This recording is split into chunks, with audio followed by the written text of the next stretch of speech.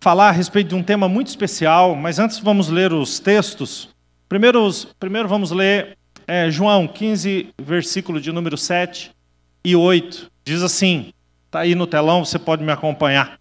Se vós estiverdes em mim e as minhas palavras estiverem em vós, pedireis tudo o que quiserdes e vos será feito.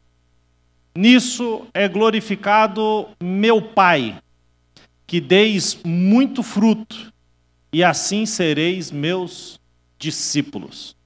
Também quero ler com você Romanos, coloca aí a próxima tela para nós. Romanos 12, 12 diz assim, alegrai-vos na esperança. Vamos juntos nessa frase? 1, 2, 3. Alegrai-vos na esperança. Diga para quem está perto de você, se alegre na esperança. Eu vou pedir para você voltar na tela anterior de João e deixa aí por enquanto. Querido Jesus, no capítulo de número 15 do Evangelho de João, um capítulo tremendo, maravilhoso, e é um capítulo que, mesmo quando eu estou lendo a Bíblia em outras partes, sistematicamente falando, eu sempre volto nesse capítulo, porque parece que eu tenho que ler ele toda semana. Um capítulo maravilhoso. Jesus está falando de uma comunhão com Ele, se refere à nossa dependência dEle. Nós estamos conectados a Ele, né? E é tão maravilhoso essa dependência, né? A gente entende que se nós quisermos produzir frutos no reino de Deus, nós precisamos estar ligados a Ele. Uma árvore frutífera pode ser uma árvore fantástica, maravilhosa, produzindo muitos frutos, mas se você pegar um galho, ainda que esse galho produza muitos frutos, e você cortar esse galho e jogá-lo à parte da árvore, esse galho, inevitavelmente, ele corta a sua produção, ele seca, ele morre e acaba sem nada. Esse galho, ele só produz porque ele está conectado à árvore. Isso é básico, todo mundo sabe disso. E Jesus usa esse exemplo para dizer, se vocês estiverem em mim, observe o se, né? Se vocês estiverem em mim e as minhas palavras estiverem em vós. Primeiro nós estamos em Jesus e depois as palavras de Jesus estão em nós. As palavras de Jesus não estarão em nós se nós não estivermos em Jesus. Então ele diz, se vós estiverdes em mim, as minhas palavras estiverem em vós. A gente alcança um nível de produtividade tão grande e de comunhão tão grande que a frase seguinte chega a ser até estranha de ser pronunciada, parece até que é uma ilusão. Ele diz, vocês pedirão qualquer coisa que vocês quiserem e vos será feito. Queridos, não existe uma ilusão nisso. Quando nós estamos conectados em Jesus, nós inevitavelmente reproduziremos aquilo que Ele é. Então nós recebemos porque pedimos de acordo com o coração do próprio Senhor. Tiago, escrevendo, ele diz, vocês pedem e não recebem porque pedem mal, para gastar nos vossos próprios deleites. O que Tiago estava explicando é que todos os nossos pedidos giram em torno de quem nós somos, daquilo que é a nossa própria satisfação. E Jesus explica nesse texto que quando nós estamos nele e a palavra dele está em nós, observe os sinais que vêm antes dessa frase, tudo que vocês pedirem vos será dado, vos será feito. Quando nós estamos no Senhor e o Senhor está em nós, as suas palavras estão em nós, então nós oramos de acordo com a palavra dele, de acordo com aquilo que ele é. Quem está entendendo esse alinhamento? E aí nós produzimos frutos, e é importante dizer que frutos no Novo Testamento, eles não estão ligados somente a resultados. O fruto bíblico, ele está ligado muito mais ao caráter. Como nós somos capitalistas, e sempre que falamos de frutos, né, a gente fala de resultados, né? O que é uma boa liderança? A pessoa que prega bem, ou que canta bem, ou que faz isso bem. Mas pregar bem talvez seja apenas o resultado. E aí a gente confunde as coisas. E às vezes a gente acha que fruto, na linguagem aqui da palavra de Deus, fala de resultado. Mas não, querido, fruto fala muito mais de caráter. Observe como Jesus vai contextualizar isso em Mateus 7, para eu deixar isso bem claro para você. 7,15. Olha o que Jesus diz. acautelai-vos, ou seja, tenham cuidado, porém, dos falsos profetas, que vêm até vós vestido como ovelhas, mas, observe agora como ele vai falar, interiormente, ou seja, não está falando daquilo que é externo, mas daquilo que está dentro, não está falando de resultado, mas está falando de caráter. Interiormente são lobos devoradores. Aí olha como é que Jesus diz, como que a gente vai conhecê-los. Pelos frutos vocês o conhecerão. Por acaso colhem-se uvas em espinheiros ou figos em abrolhos? Ou seja, Jesus está falando que quando o caráter está alinhado, os frutos não são forçados. Quem está entendendo isso, diga amém. Querido, um galho produz fruto porque ele está conectado a uma árvore, ele produz de forma natural. E quando nós estamos em Jesus, nós produzimos os frutos, chamados de frutos do Espírito, ou de fruto do Espírito, né? Porque o fruto é um só, mas tem vários gomos. E Paulo escrevendo isso em Gálatas, vocês conhecem o texto, capítulo 5, versículo 22, diz que o fruto do Espírito é o quê? Amor, gozo, paz, longanimidade, benignidade, bondade, fé, mansidão e temperança. Agora a gente pode ler de novo. Se vós estiverdes em mim, e as minhas palavras, diz Jesus, estiverem em vós, pedireis tudo o que quiserdes, e vos será feito. E nisso é glorificado o meu Pai. Queridos, no que o Pai é glorificado? Em que deis muito fruto. Observe como está no singular, porque fala do fruto do Espírito, que se divide em tantos gomos que eu acabei de ler e mencionar aqui para vocês. E ele conclui então dizendo, olha só que lindo, se vocês estiverem em mim, as minhas palavras em vós, observe essa sequência, vocês pedem e vos será feito, relacionamento. Nisso é glorificado meu Pai, em que vocês deem muitos ou muito fruto. Observe o fechamento, a coroa disso. E assim, o que está escrito na última linha? Sereis meus discípulos. Que maravilhoso, gente. Tão lindo diante dos nossos olhos. Uma vida de relacionamento com Jesus. Então aqui a gente fala do momento que o caráter de Cristo está sendo reproduzido em nós e que o mundo enxergará Cristo através de nós. Mas é lindo falando, não é? É romântico, é maravilhoso, é tão especial. Mas pastor, não dá para mim. Como alcançar isso, como viver isso no nosso dia a dia de tanta correria? E aqui então, queridos, eu gostaria de fazer essa pergunta. Como viver essa vida de frutificação? Como viver em um lugar de orações respondidas? Como permanecer em Cristo? Como viver uma vida de propósito?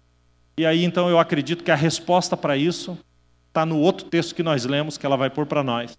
Romanos, capítulo de número 12. Alegrai-vos na esperança.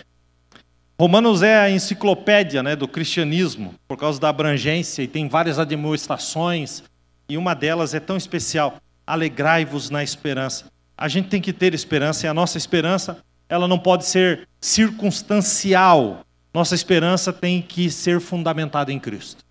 E a esperança, queridos, preste bem atenção, porque essa palavra é uma palavra tão maravilhosa, a gente entender isso. A esperança é a raiz de uma vida extraordinária. E a gente vive vidas medianas ou medíocres, de onde vem a palavra mediocridade, quando nós poderíamos romper e viver uma vida extraordinária em Deus. E quando nós alinhamos a esperança no nosso coração, nós alcançamos esse lugar. A esperança, queridos, traz alegria, uma vida de alegria. Olha o que diz o Salmo 146, 5. Como é feliz aquele cujo auxílio é o Deus de Jacó. Escute agora. Cuja esperança está no Senhor, o seu Deus. Ele diz, como é feliz. Olha que vida de felicidade. A esperança, ela tem um processo. Deus nos enche, a gente transborda.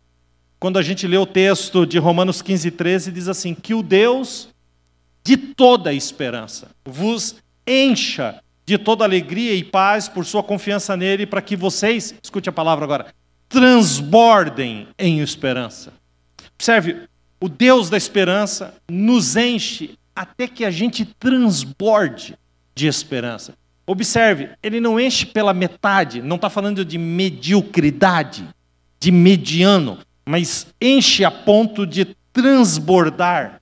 Observe como a esperança está ligada a algo maravilhoso. E a esperança, gente, não é uma letra aqui nesse painel, não é uma palavra que você lê fora de você. A esperança, ela é viva.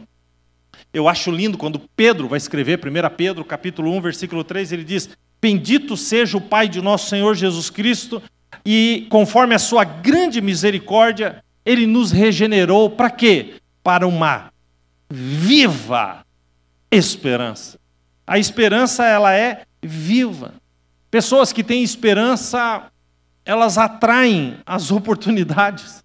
Pessoas que têm esperança sempre têm um olhar otimista com relação ao futuro. Pessoas que têm esperança, queridos, têm uma mentalidade diferente.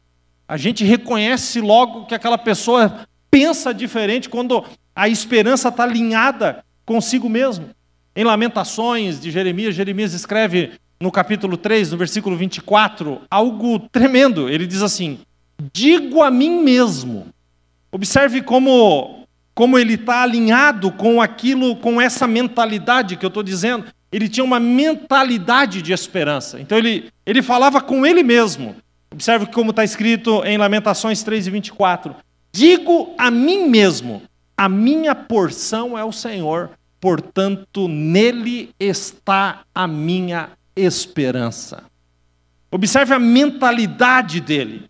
Por isso, nessa manhã, eu quero rapidamente, não vou cansar você não, mas rapidamente eu quero trazer aqui 5 fundamentos da esperança. 5 fundamentos da esperança. Quem está comigo, diga amém. Eu não gosto muito de falar quantos fundamentos são ou quantos pontos vão ser, que a pessoa fica me ouvindo e diz assim: poxa, ele está no 2 ainda e ele já falou que é 5. Meu Deus do céu, eu vou perder o frango lá no açougue se eu não chegar mais cedo.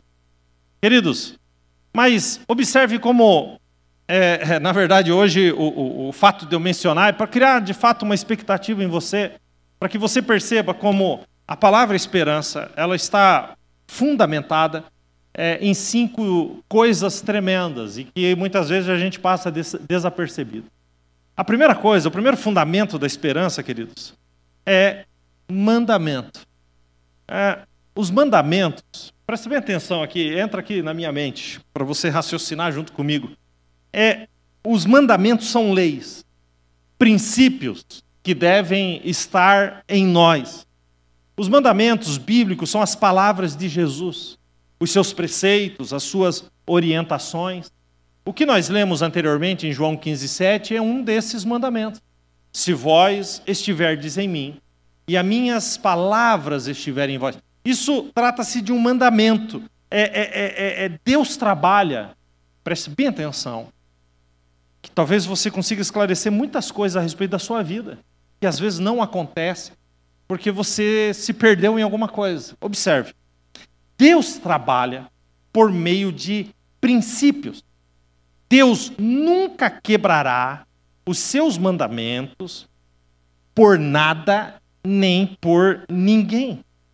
Aliás, as leis não são estabelecidas para nos tornarem felizes. Elas são estabelecidas para que a gente viva bem. Estou falando das leis dos homens aí.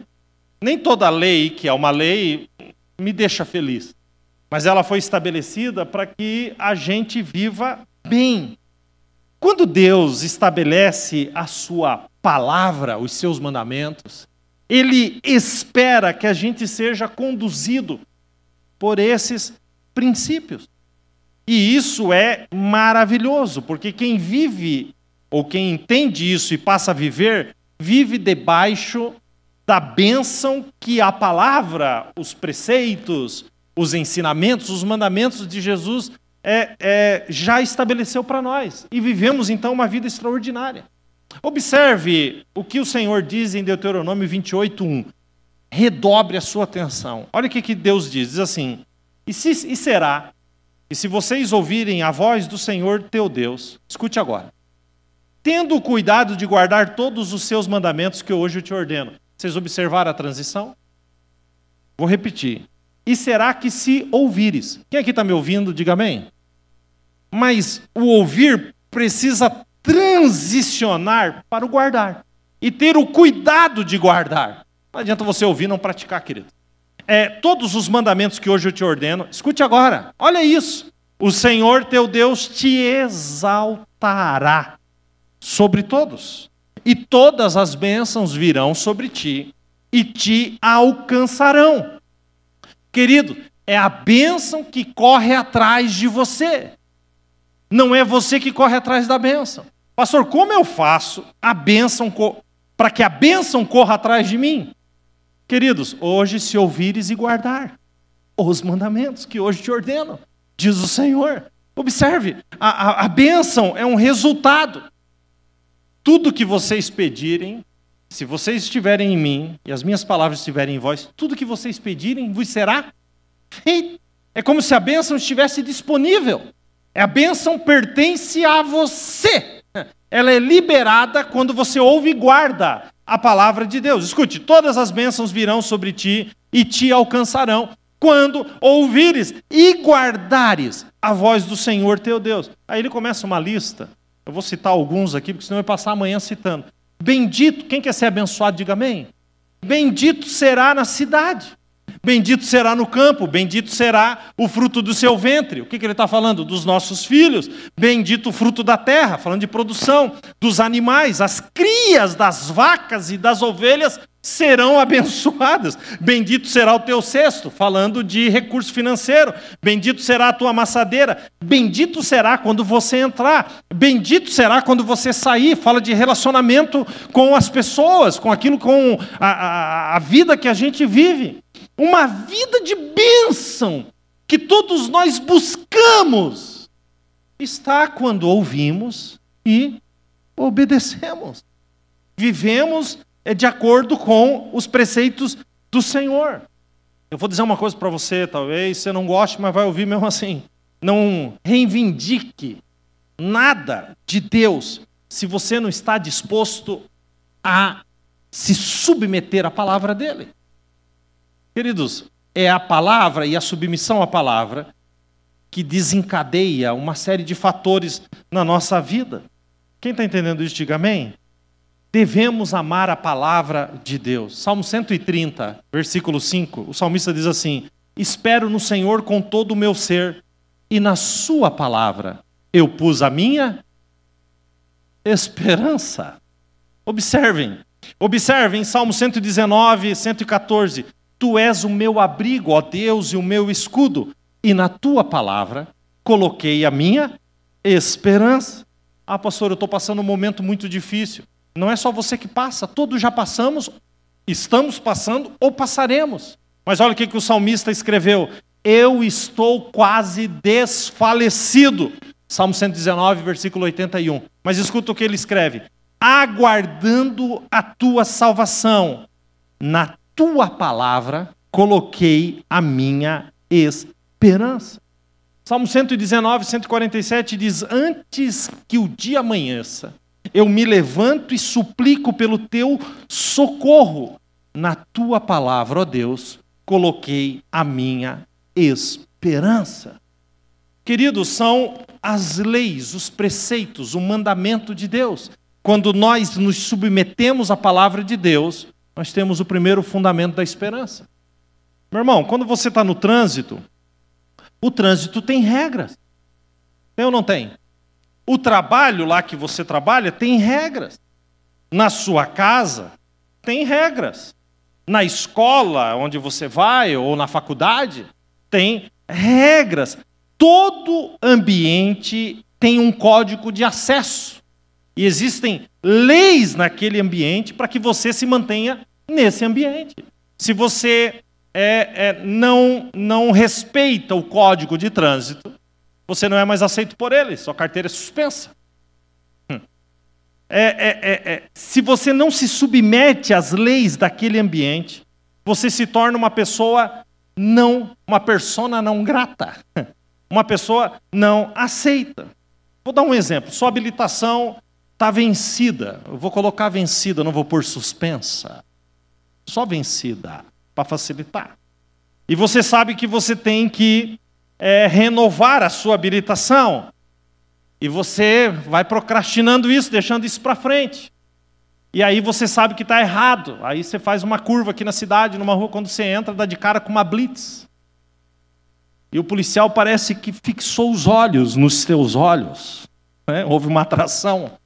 E você começa lá dentro do carro. Jesus, cega esse guarda.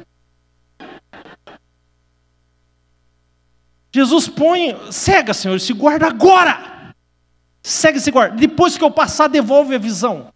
Mas agora, cega esse guarda. Seja cegado em nome de Jesus. Eu vou te perguntar, Deus tem compromisso contigo? Dai a César o que é de César. Está falando de governo humano. Dai a Deus o que é de Deus. Querido, se Jesus pagou o imposto, e você sabia que quando Jesus foi cobrado, o imposto de Jesus, e Jesus disse para Pedro, Pedro, pega uma vara de pescar, vai lá no mar, puxa um peixe, dentro da boca do peixe vai ter uma moeda, paga o imposto por mim e por você. Pedro ficou fofo, porque Pedro já nem aceitaria, ele diria, vara de pescar, meu negócio é rede. Mas vara de pescar é humilhante para quem é o cara da rede. Mas Pedro se submete àquilo, vai lá, tira, e ele paga o imposto por Jesus e por Pedro. Eu pergunto para vocês, Jesus precisava pagar? Não. Pastor, por que Jesus não precisava pagar? Porque se você voltar no Velho Testamento, quando Davi matou Golias, uma das recompensas para quem matasse Golias primeiro, ia casar com a filha do rei, e segundo, ele e a sua descendência nunca mais pagariam imposto. Você já reparou isso? Não. Jesus é descendente de quem, gente? Davi. Jesus precisava pagar imposto? Não. Por que ele pagou? Para dar o exemplo. Quer dizer, aquilo que Jesus não precisava fazer, ele fez para dar o exemplo, e aquilo que a gente tem que fazer, a gente não faz, e quer que Deus nos livre da boca do leão. Quem está entendendo até aqui, diga amém. Sem mandamento, sem lei, sem palavra de Deus, sem submissão à palavra, você não alcança a esperança. Sem a palavra de Deus, a sua confiança é atropelada. Você passa a viver, como eu disse, usando o exemplo do trânsito, pedindo pelo amor de Deus para que você não caia numa blitz, porque você sabe que está errado. Tem alguma coisa que você sabe que não vai dar certo. É como se a gente vivesse dessa forma. E isso atropela a esperança. A gente deixa de ter uma vida com esperança. Quem está entendendo, diga amém. Amém. Segundo fundamento da esperança, a promessa. Você só desfruta das promessas quando você passa pelos mandamentos, ok? Você guarda os mandamentos e você desfruta, então, da promessa, o segundo fundamento da esperança. Todas as promessas de Deus na Bíblia são ligadas a uma responsabilidade por aquele que recebe. É por isso, já falei, tem gente que uma vez disse assim, pastor, você é o pregador que prega contra a caixinha de promessa. Eu falei, isso mesmo. Mas pastor, tudo ali é Bíblia. Tudo ali é bênção, tudo ali é promessa. Eu falei, é verdade, mas eu prefiro a Bíblia inteira, não só pedaços dela. Porque texto sem contexto vira pretexto. E a caixinha de promessa é o seguinte, ela te dá uma bênção, mas não exige, porque fatia tudo. Então pega um versículo lá, que está falando de bênção, mas não exige nada de você. Então você está com a vida toda arrebentada, você tem que se humilhar, se arrepender dos seus pecados, aí puxa lá uma promessa, Deus está comigo. Não, querido, não é por aí. Todas as promessas de Deus têm nele mesmo, em quem? Em Deus, a garantia. Eu posso fazer uma promessa para você e prometer em nome de alguém maior do que eu, mas Deus promete em nome, a garantia da promessa é feita em nome do próprio Deus. 2 Coríntios 1:20 diz assim, porque todas quantas promessas há de Deus, são nele o sim, e por ele o amém, para a glória de Deus, por nós. Observe, toda promessa gerada por Deus, para nós, é para que a glória de Deus se manifeste através de nós. Essa é a lógica da promessa, gente. A gente glorificar a Deus. A glória de Deus em nós é revelada quando nós estamos debaixo da sua palavra. Então eu pergunto para você, a sua vida glorifica a Deus? Você vive debaixo da palavra? Se a resposta for sim, então ela vai se cumprir.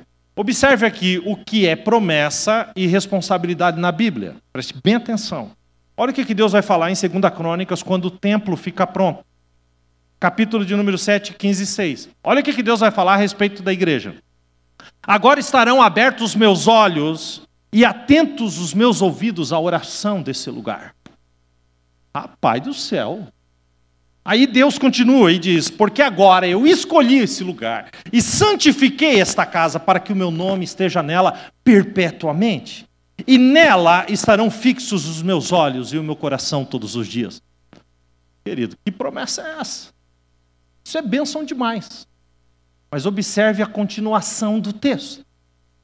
Porém, versículo 19, se vocês se desviarem, deixarem os meus estatutos e os meus mandamentos, que vos tenho proposto, e vocês forem e servirem outros deuses, e se prostrarem perante outros deuses.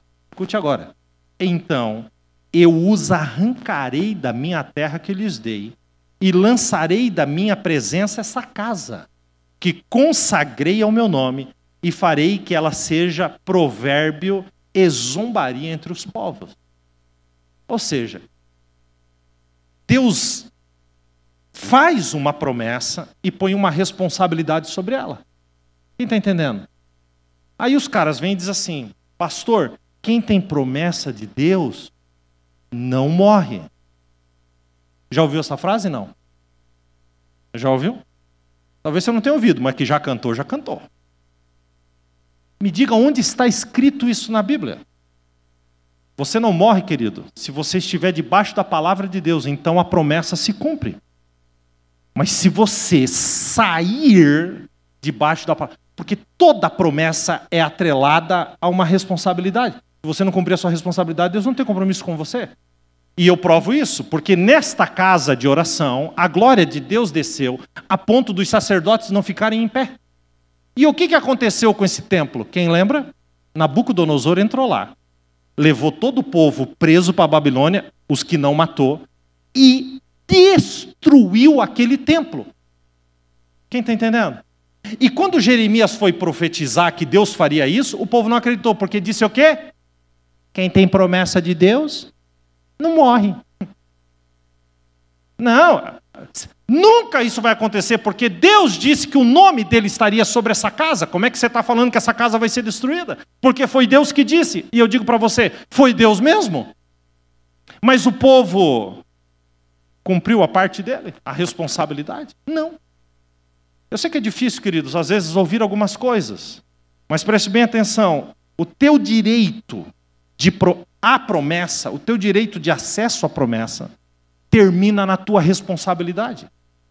Se você não cumpre a tua responsabilidade, o teu direito à promessa para ali. Amém? Quem não cumpre deveres não pode reclamar da falta de direitos. Porque são deveres e direitos. Seja fiel ao Senhor e Ele cumprirá as suas promessas. Observe Salmo 119, 116. O salmista diz assim, me sustenta segundo a tua promessa e não permita que elas se frustrem ou frustrem as minhas esperanças. Querido, a esperança está na mesma frase que tem promessa. Quando você está debaixo da palavra de Deus, todas as promessas de Deus se cumprirão na sua vida e a tua esperança estará em ordem. Se eu perguntar aqui, quem tem promessa de Deus, todos vocês vão levantar a mão. E se você falar, pastor, eu não recebi nenhuma promessa. Então, querido, toma 22 mil promessas para você. Toma aqui, ó. Se você entregar a sua vida para Jesus, todas as promessas dessa palavra estão sobre a sua vida. Tá bom 22 mil? Todas as promessas se cumprirão quando nós estamos debaixo da bênção, da ordem, dos mandamentos e da palavra de Deus. Terceira palavra, terceiro fundamento de esperança. O primeiro é mandamento, o segundo é... Eu acabei de falar promessa, você não está lembrando?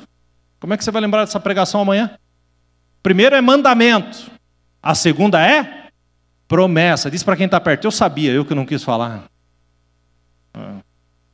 Terceiro é fé. Amém? Ninguém alcança a promessa, eu estou ligando um ao outro. Mandamento, a promessa, agora eu vou ligar promessa à fé. Ninguém alcança a promessa se não for fé. A gente precisa crer que quem prometeu é fiel para cumprir. Simples assim. Romanos 14, 23 diz assim: tudo que não é de fé... Não sei se você está preparado para ouvir essa frase. Tudo o que não é de fé é pecado. Pastor, isso está na Bíblia? Romanos 14, 23. Queridos, o que Paulo está escrevendo aqui, está dizendo assim, quando você foi chamado para o Evangelho, para a iluminação do Evangelho, você foi chamado para uma vida de fé, em tudo. Uma vida de fé. Fé é muito sério. Ora, diz Hebreus 11, 6, sem fé, é tão sério que, observe a palavra, sem fé é impossível agradar a Deus, porque é necessário que aquele que se aproxima de Deus creia que Ele exista e que é galardoador, cumpre promessas daqueles que o buscam. Não sei qual é a complexidade da promessa que você recebeu, mas creia que se Deus prometeu, Ele vai cumprir. Todos nós, querido, preste bem atenção, recebemos o mesmo tanto de fé do Senhor. Pastor, por que uns têm fé a mais e outros têm fé a menos? Você achou que eu ia falar fé demais, né? Fé de menos. Não. Fé a mais e fé a menos. Eu acredito, gente, que a fé é como um músculo. Todos nós, quando nascemos, nascemos com os músculos. Ninguém nasceu bombado, malhado, fortão aqui, não. Todo mundo nasce com os mesmos músculos. E o que você faz com o músculo? Se você exercitar, o músculo cresce. Queridos, à medida que os desafios vão sendo enfrentados com fé, esta fé vai se desenvolvendo. Ok? É assim que funciona. Se você não exercitar a fé, você ficará todo atrofiado, espiritualmente falando. Mas também tem aquele caso de gente que se exercitou muito e para de repente e larga a academia rapidamente. Ele entra num processo de atrofia. O meu bisavô, o pai do meu pai, foi um homem que durante a vida inteira ele fazia...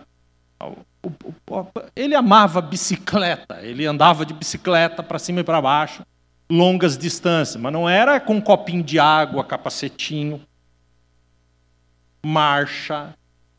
Aquelas bicicletas com a catraquinha de 12 dentes, que só para fazer ela sair do lugar, o cara tinha que ter perna, meu irmão. E aí ele ainda botava a avó atrás, os 4 no ferro ali da frente, um nas costas, e ele rodava 10 quilômetros daquele jeito.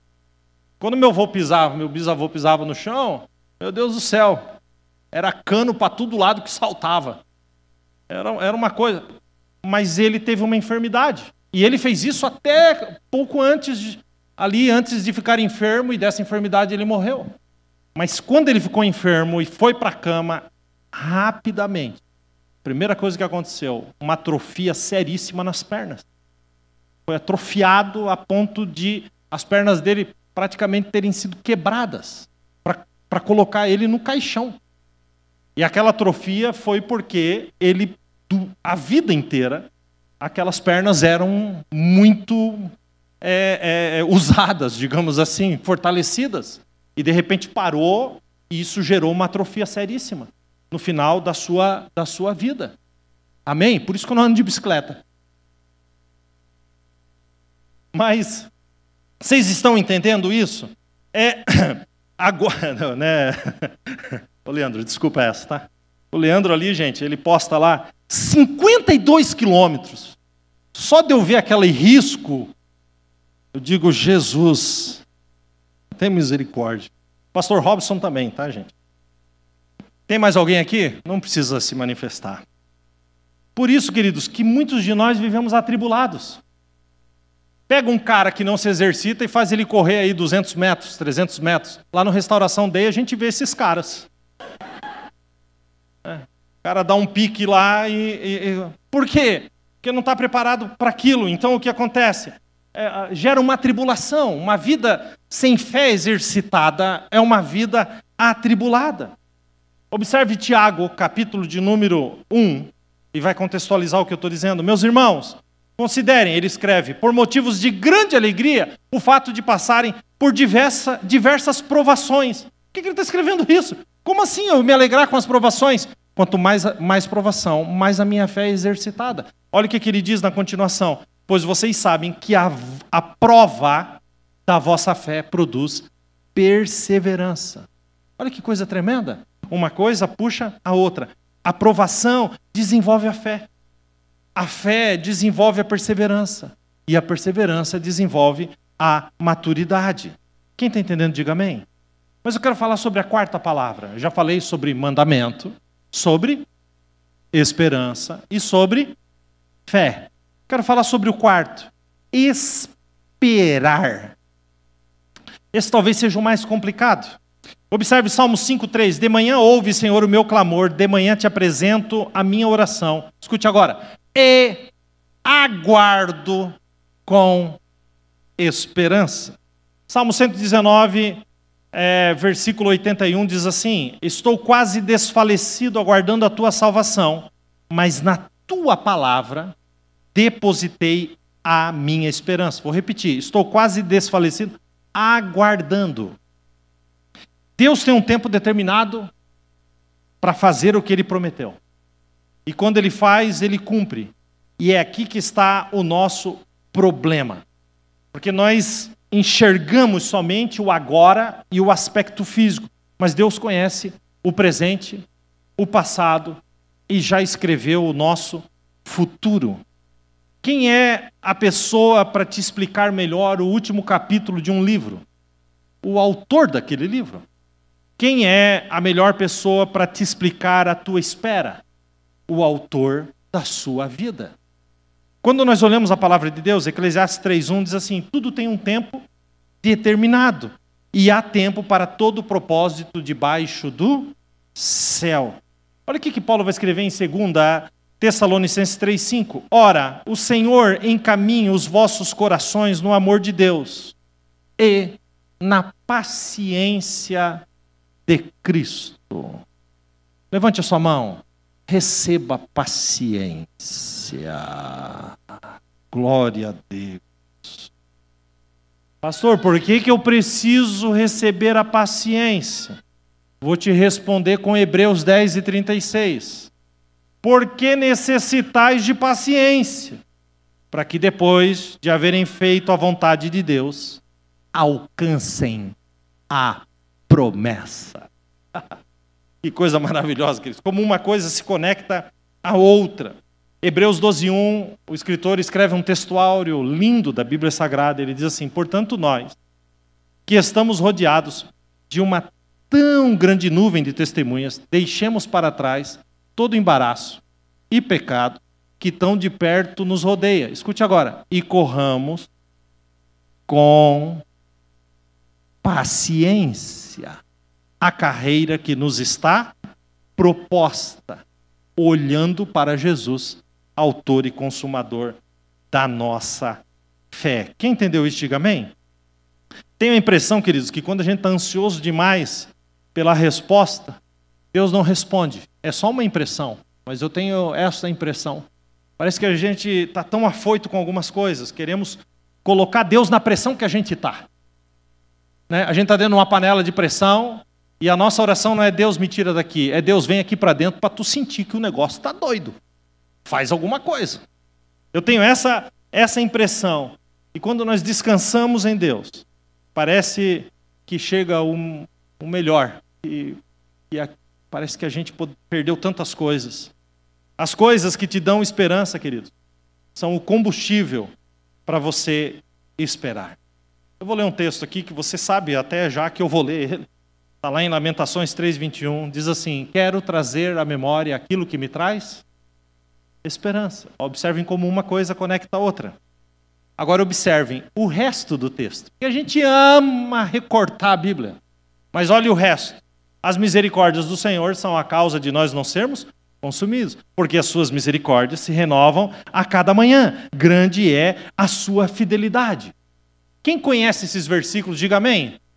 Misericórdias do Senhor são a causa de nós não sermos consumidos, porque as suas misericórdias se renovam a cada manhã. Qual é o versículo seguinte? Você sabe ou não? Então vou ler para você. A minha porção é o Senhor, diz a minha alma. Portanto, nele esperarei. O esperar, queridos, está conectado. Mandamento, promessa, fé e esperar. Portanto, diga para quem está pertinho de você, diga: espera, meu filho, espera, minha filha. Espera. Finalmente, agora que vocês estão junto comigo, vocês sabem que o primeiro fundamento é o...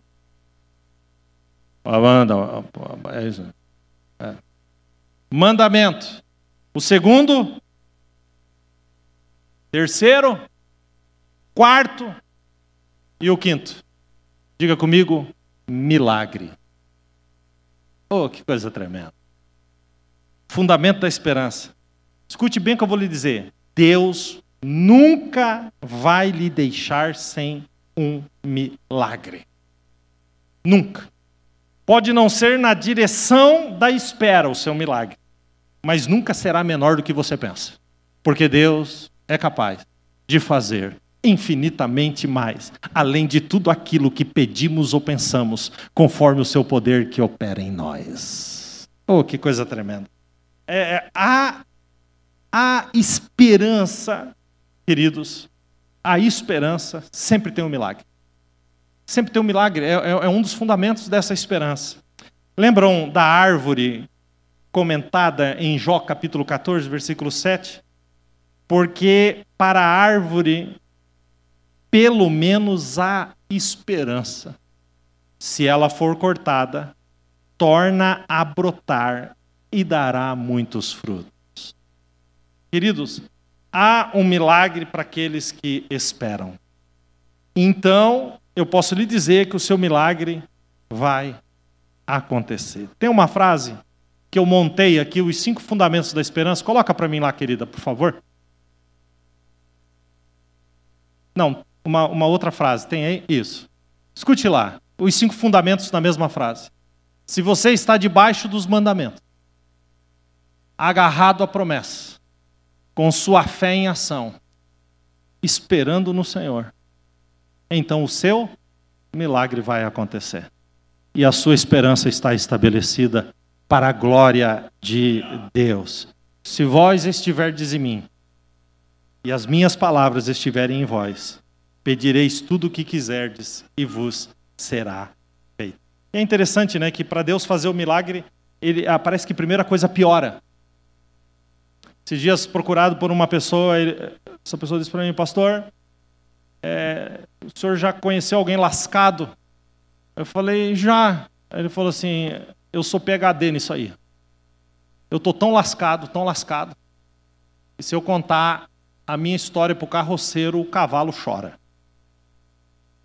Eu disse: rapaz, é sério. Mas existe algo que Deus faz, querido. Preste bem atenção. Deus não faz puxadinho na nossa vida. Eu tenho lá minha casa e depois que eu aceitei Jesus, eu fiz lá um puxadinho, tem até uma churrasqueirinha lá. Deus não faz puxadinho, querido. Deus chega e patrola. Põe tudo abaixo. Limpa o terreno. Deixa na terra. Arranca tudo. E ali, Ele estabelece os seus fundamentos. e constrói uma nova edificação. Cristo não morreu para melhorar você. Cristo morreu para transformar você. Então, quem aqui está querendo um milagre? Diga amém. É possível que piore antes. É possível. Porque às vezes o Senhor precisa tirar coisas da nossa vida. E Paulo escreveu, ele diz assim, chegou um momento que eu desesperei da minha própria vida. Mas Deus estava estabelecendo em Paulo todo o ensino para a igreja que hoje é usado. Queridos, existem coisas que só acontecem. Deixa eu dizer uma coisa para você. Só é milagre quando é impossível. Se é possível, não é milagre, meu irmão. Você pode fazer. Só é milagre quando é impossível. E quando se torna impossível, a Bíblia diz, Lucas 1,37, porque para Deus nada é impossível. Deus chega na impossibilidade. E a impossibilidade se tornar possibilidade, chama-se milagre. Isso é milagre. Descanse somente em Deus, ó minha alma. Salmo 62:5. Porque dele vem a minha esperança. Volta naquela tela anterior ali que você tinha colocado, por favor. Que tem os 5 aí. Isso. 5 fundamentos da esperança. Agora eu vou te ajudar para você repetir comigo. Vamos juntos? Mandamentos.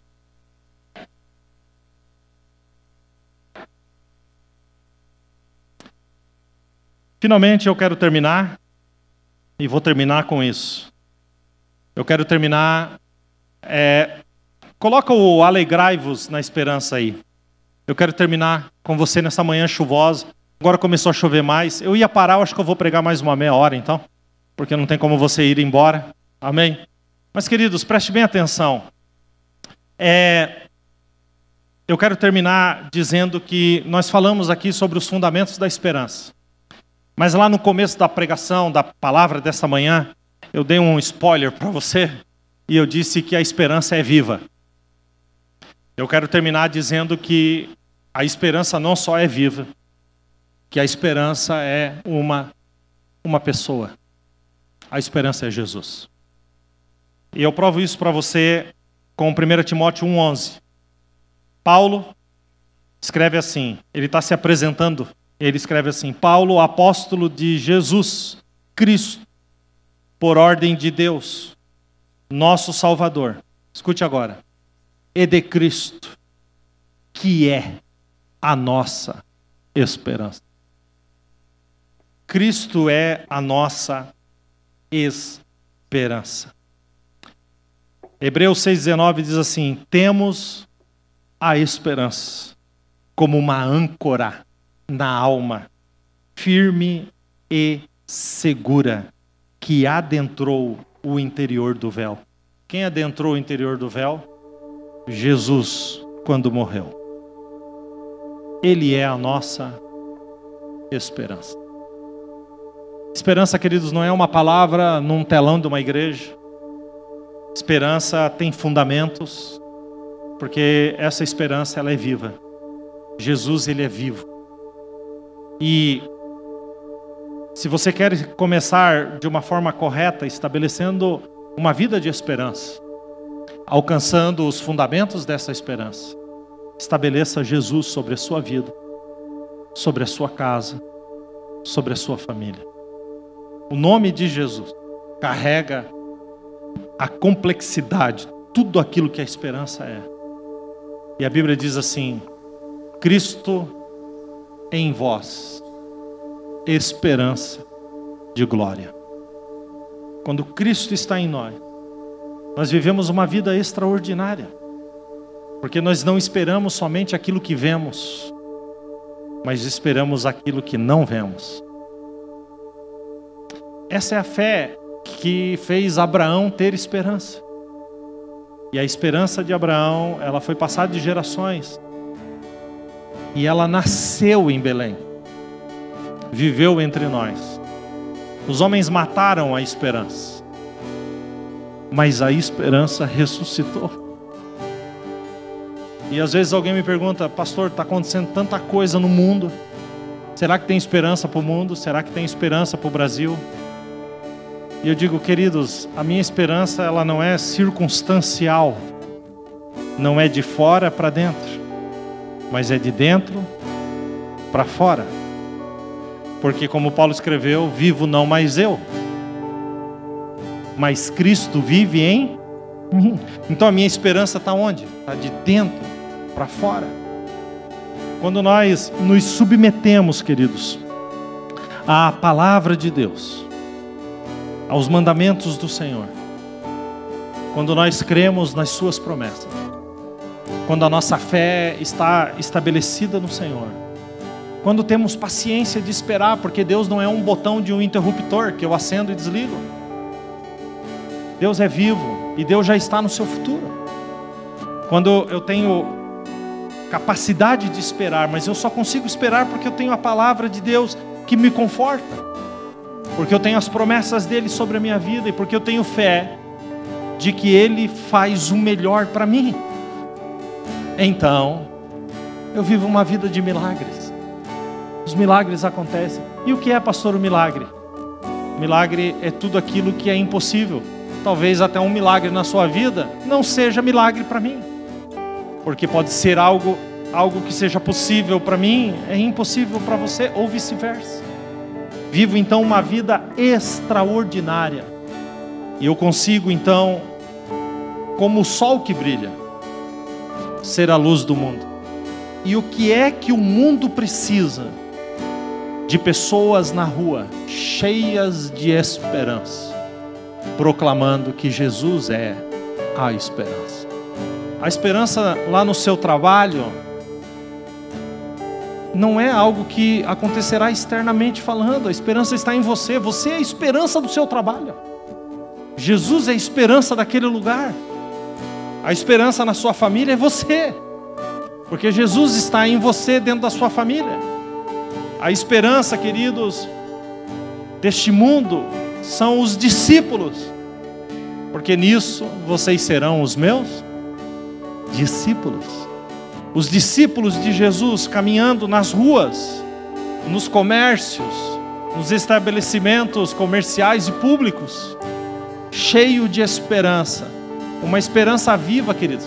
Não uma esperança baseada em positivismo, não somente isso, mas uma mentalidade de que em Jesus nós podemos todas as coisas. Se vós estiverdes em mim, as minhas palavras estiverem em vocês, tudo o que vocês pedirem vos será feito. Finalmente eu termino dizendo: alegrai-vos na esperança. Oh, coisa tremenda. Vamos dizer juntos, 1, 2, 3. Vamos mais uma vez, mais forte. Vamos ficar de pé para a gente falar juntos. Alegrai-vos na esperança. Vamos juntos? Alegrai-vos. Que o nome de Jesus, a esperança viva, seja proclamada em todos os cantos dessa cidade, através da sua vida. Que a esperança que está no nome de Jesus seja proclamada dentro da sua casa, no meio da sua família, no seu casamento, sobre os teus filhos. Que o nome de Jesus, que carrega toda a esperança, seja proclamado em todos os lugares. Eu quero cantar uma canção junto com você. Vamos juntos? Declare pelas ruas o nome de Jesus. Sobre a escuridão Ele vai trazer a sua luz. Sobre sua família clame o santo nome de Jesus.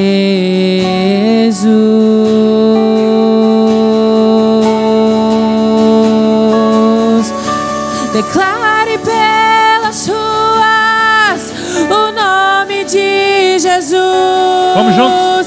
Sobre a escuridão Ele vai trazer a sua luz. Sobre sua família clame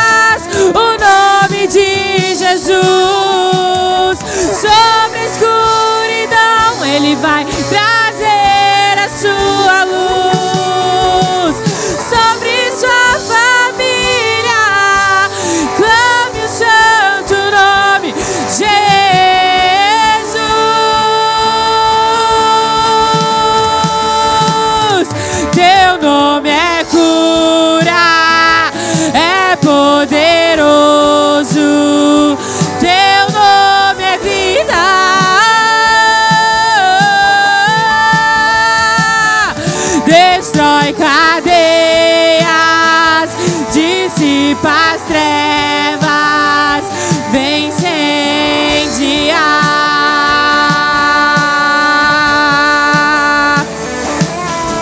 Jesus, eu quero declarar teu nome sobre toda alma em depressão. Ansiedade e medo saiam agora, como Jesus.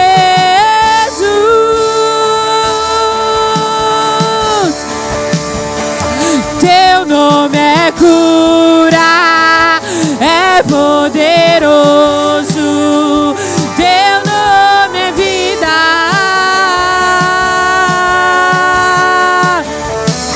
Destrói cadeias, dissipa as trevas, vem incendiar.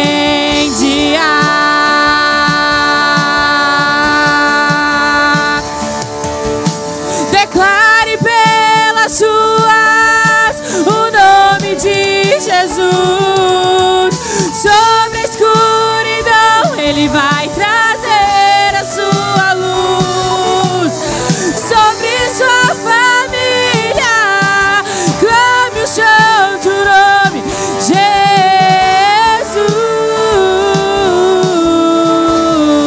Jesus. Teu nome é cura, é poderoso. Teu nome é vida.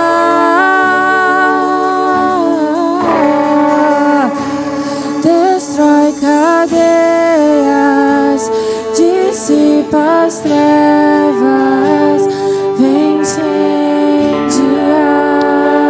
Oh, que nome poderoso! A esperança da nossa vida.